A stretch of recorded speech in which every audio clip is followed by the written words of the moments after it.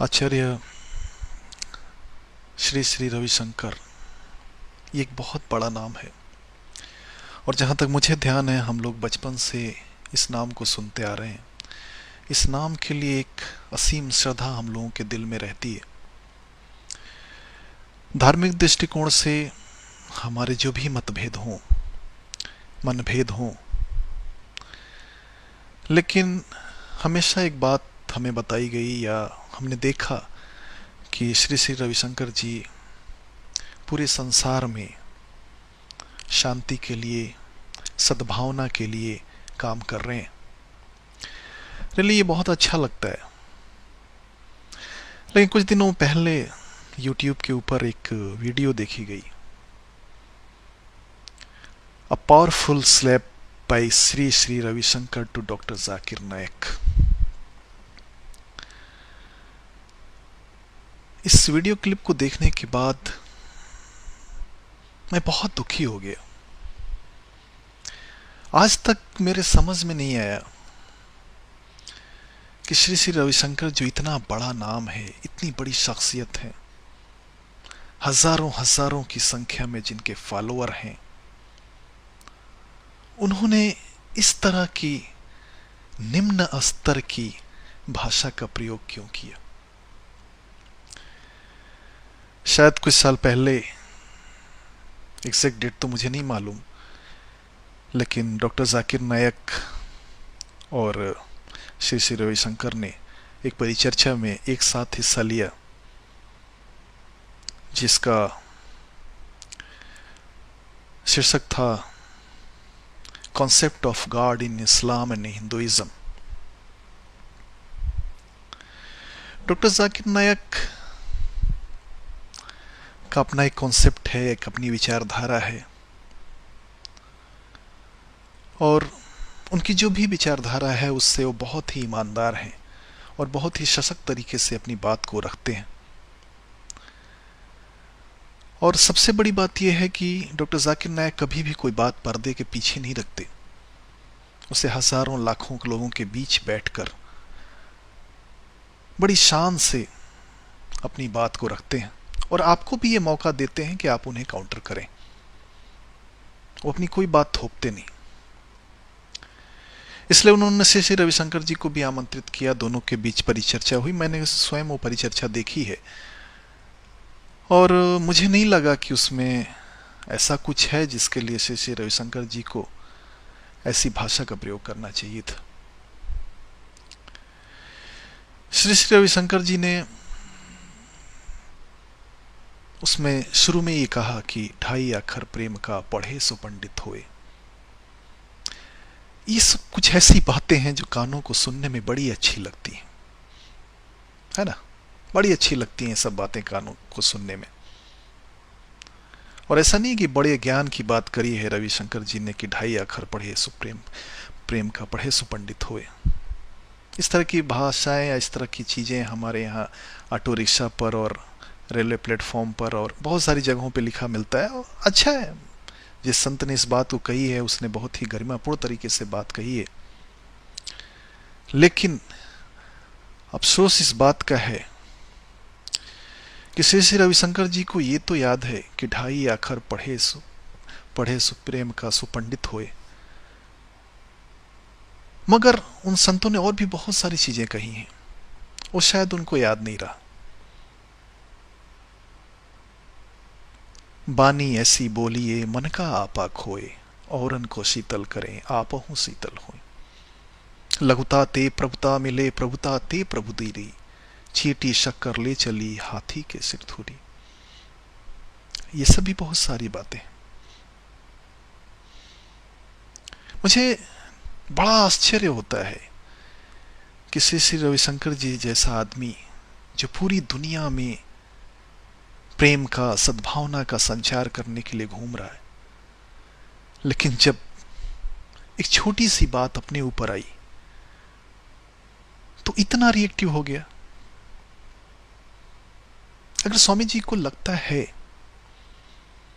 कि डॉक्टर जाकिर नायक ने उनके विरुद्ध कोई बात कही थी तो उनके पास मंच उपलब्ध था, वहां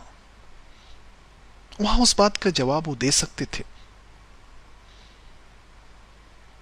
लेकिन स्वामी जी का ये कहना कि वो महामूर्ख था, इसलिए मैंने उसका जवाब नहीं दिया, या वहाँ पे हिंदू मुस्लिम सद्भावना को खतरा हो सकता था मेरे जवाब देने से, ये सब बातें निसंकोच स्वामी जी ने बहुत ही गैर जिम्मेदारी से कही। ऐसा कुछ नहीं था। डॉक्टर जाकिर नायक केवल हिंदुस्तान में नहीं, दुनिया के लगभग सारे मुल्कों में जाते हैं, गल्फ से लेकर यूरोप तक, अमेरिका, कनाडा, यूएस, यूके, शायद ही कोई देश ऐसा बचा होगा जहां वो नहीं गए हों और अपनी बात उन्होंने नहीं कही हो। बड़ी संख्या में दूसरे धर्मों के लोग उनकी सभाओं में आते हैं, अपनी बातें कहते हैं, उनको भी जो भी एतराजात होते हैं वो कहते हैं उनके सामने, उनका जवाब देते हैं। श्री श्री रविशंकर जी के साथ भी जो परिचर्चा हुई उसमें भी ऐसा कुछ भी नहीं था जिसके लिए बात का इतना बतंगड़ बनाया जाए।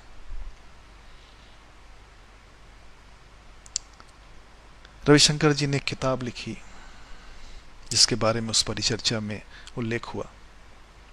डॉक्टर जाकिर नायक ने उस किताब की बहुत सारे बिंदुओं को गलत साबित किया क्योंकि वो गलत थी।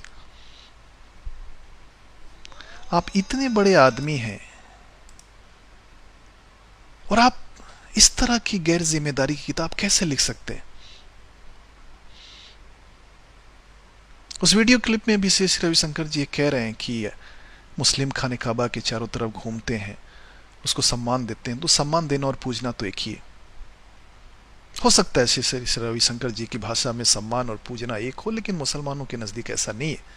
हम अपनी पत्नी का बहुत सम्मान करते हैं लेकिन उसकी पूजा नहीं करते। हम अपने बच्चों का भी सम्मान करते हैं लेकिन उसकी पूजा नहीं करते। सम्मान और पूजा एक कैसे हो सकता है?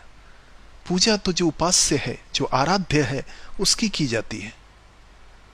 सारी चीजें पूजा हो गई। आप इतने बड़े आदमी होकर इस तरह की गैर जिम्मेदाराना और विवेकहीन बात कैसे कह सकते हैं? वाद विवाद अच्छी चीज नहीं है, आपने कहा, सही है, मैं भी इसको एक्सेप्ट करता हूं। तो फिर आपको वहां जाना नहीं चाहिए था। अगर वहां जाने से पहले आप डॉक्टर जाकिर नायक को नहीं जानते हैं या उनकी शैली को नहीं जानते हैं, अगर आप ये कहना चाहते हैं, तो कौन विश्वास करेगा आपका? आप गए, जो बातें हुई, हो सकता है आपको कुछ बातें वहां अच्छी नहीं लगी या आपकी भी बातें कुछ लोगों को वहां अच्छी नहीं लगी, लेकिन डॉक्टर जाकिर नायक ने तो कभी दोबारा उस परिचर्चा के बाद से आपका संदर्भ यूज नहीं किया, इस्तेमाल नहीं किया। फिर आप इस तरह की भाषा क्यों प्रयोग कर रहे हैं? जहां तक ज्ञान की बात है स्वामी जी, ज्ञान पे किसी का एकाधिकार नहीं होता। आपने कहा डॉक्टर जाकिर ने ग्लॉसरीज याद कर ली। हो सकता है आपकी नजर में कुरान, रामायण, महाभारत, गीता, पुराण, उपनिषद, बाइबल, ये सब ग्लॉसरीज हों केवल, लेकिन डॉक्टर जाकिर नायक के लिए ग्लॉसरीज नहीं है। डॉक्टर जाकिर नायक के लिए जीवन का आधार है। आप में और डॉक्टर जाकिर नायक में सबसे बड़ा फर्क यही है। आपने कहा कि उनका अपना कुछ नहीं है, केवल ग्लॉसरीज याद करते हैं। ये सही है, डॉक्टर जाकिर नायक हमेशा ये बात कहते हैं कि मेरा अपना कुछ भी नहीं है, मैं केवल स्क्रिप्चर की बात करता हूं। अगर मैं इस्लाम की बात करता हूं तो जो कुरान और हदीस कहते हैं, अगर मैं हिंदुइज्म की बात करता हूं तो जो गीता, वेद, उपनिषद कहते हैं, अगर मैं क्रिश्चियनिटी की बात करता हूं तो जो बाइबल कहती है। मेरा अपना कुछ भी नहीं है। सही है, इसमें आपने कुछ नया नहीं कहा। आपको ऐसा लगता है कि इस आधार पे वो छोटे हैं, तो ये आपकी अपनी सोच हो सकती है, क्योंकि डॉक्टर जाकिर नायक तो खुल के इस बात को ही एक्सेप्ट करते हैं कि मैं कुछ भी नहीं हूं, मैं शून्य हूं, मैं जीरो हूं। अगर मैं इस्लाम की बात करता हूं तो वही है जो इस्लाम के स्क्रिप्चर में है। आप में और डॉक्टर जाकिर नायक में सबसे बड़ा फर्क यही है। डॉक्टर जाकिर नायक का पूरा संघर्ष इस बात के लिए है कि लोग ईश्वर के, परमपिता परमेश्वर के, अल्लाह के, खुदा के भक्त बन जाएं, और आपका प्रयास ये है कि लोग आपके भक्त बन जाएं। यही फर्क है सबसे बड़ा। आपने कहा कि मोहम्मद के चाचा शिव के भक्त थे, खाने काबा पहले मंदिर था। आपने इसमें कौन सी नई बात बता दी? इस्लाम तो चीख चीख के यही बात कह रहा है कि प्रोफेट मोहम्मद सल्लल्लाहु अलैहि वसल्लम के आने से पहले पूरे अरब में बुत परस्ती और मूर्ति पूजा का दौर था। खुद उनके अपने चाचा, उनके माँ बाप या दूसरे जो लोग थे, कोई मुस्लिम नहीं थे। यहां तक कि प्रोफेट मोहम्मद सल्लल्लाहु अलैहि वसल्लम ने एक बार खुदा से इस बात की परमिशन चाहिए, इजाजत चाहिए कि अपनी माँ के लिए प्रार्थना करें। ईश्वर ने इसकी अनुमति नहीं दी उन्हें कि नहीं, तुम्हारे माँ बाप ईमान वाले नहीं थे। इस्लाम अंधविश्वास पे नहीं चलता। इस्लाम तर्क और दलील का मजहब है। अगर प्रोफेट मोहम्मद के चाचा काफिर थे तो काफिर थे। प्रोफेट मोहम्मद ने कभी इस बात को डिफेंड नहीं किया कि मेरे चाचा हैं इसलिए कोई अच्छा होगा, मेरे कोई मामा इसके लिए अच्छा होगा। नहीं, अच्छा वो था जो परमपिता परमेश्वर के ऊपर ईमान लेके आया, फिर वो चाहे कोई भी हो।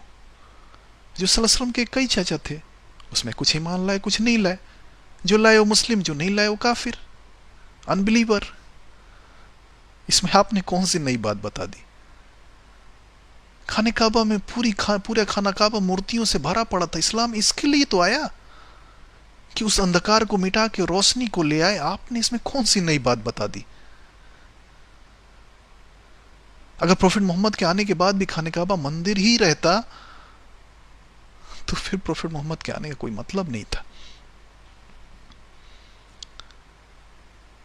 इसलिए आधारहीन और तर्कहीन बातों का सहारा न लें स्वामी जी। आपने कहा कि मेरे से वेद की बात करनी चाहिए, मैं कुरान का पढ़ा हुआ नहीं, मुझे कुरान के बारे में क्या पता। आपको कुरान के बारे में पता नहीं और कुरान और वेद के ऊपर आपने पूरी किताब लिख दी। इतने इर्रिस्पॉन्सिबल हैं आप, इतने गैर जिम्मेदार हैं आप। स्वामी जी, बड़ा सादर अनुरोध है मेरा आपसे, विनम्र बेनती है आपसे कि आप उस वीडियो को YouTube से हटा दें, क्योंकि हजारों लाखों लोगों की भावनाएं जुड़ी हैं डॉक्टर जाकिर नायक से। आपको कोई अधिकार नहीं है कि आप उनकी भावनाओं का अपमान करें। अगर आपको ऐसा लगता है कि डॉक्टर जाकिर ने कुछ गलत कहा है तो आप उनसे सीधे पर ही चर्चा कर सकते हो, तो हर समय तैयार रहते हैं मेरे विचार से। लेकिन पिछले दरवाजे से इस तरह की चीजें वीडियो अपलोड करना, आप सारे संसार को धैर्य, सब्र, प्रेम, सद्भाव का संदेश दे रहे हैं और आप इतना धैर्य नहीं रख पाए कि छोटे से वाद विवाद के लिए आपने पूरे वीडियो पे एक व्यक्ति के ऊपर इस तरह हमला किया। उपदेश देना बहुत आसान है स्वामी जी। अंत में एक बार मैं फिर आपसे निवेदन करूंगा, धर्म के आधार पे नहीं, मानवता के आधार पर, कि आप उस वीडियो को YouTube से हटा दें। आगे आपकी इच्छा। लोकतंत्र में हम किसी को बाध्य तो नहीं कर सकते और करना भी नहीं चाहिए, सबको बोलने का अधिकार है, आपको भी है, मुझे भी है। लेकिन आपका एक बड़ा सम्मान है हम सबके हृदय में, आपकी एक विराट छवि है हम सबके हृदय में। इसके लिए हम कहेंगे कि आप उस वीडियो को हटा के एक सद्भाव का परिचय दें